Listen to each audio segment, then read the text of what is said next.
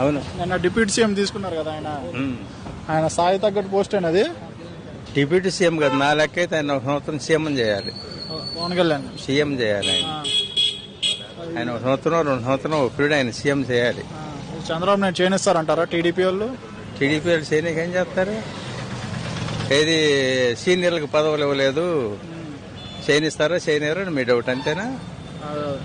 చంద్రబాబు నాయుడు గారు ఒప్పుకుంటారా అంటున్నా.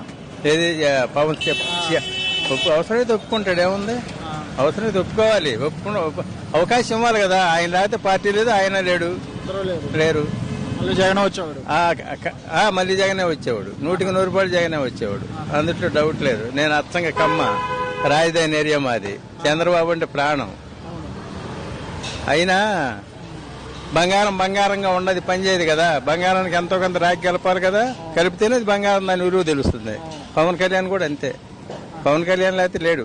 పవన్ కళ్యాణ్ ఒకవేళ కరందాలకి ఈ మూమెంట్ లో జగన్ చేసిన తప్పులకు పవన్ కళ్యాణ్ లేకపోయినా టీడీపీకి అచ్చంగా మెజార్టీ సీట్లు వచ్చాయే గానీ, అప్పుడు కష్టకాలంలో ఉంటేనే కదా ఇప్పుడు వచ్చేది.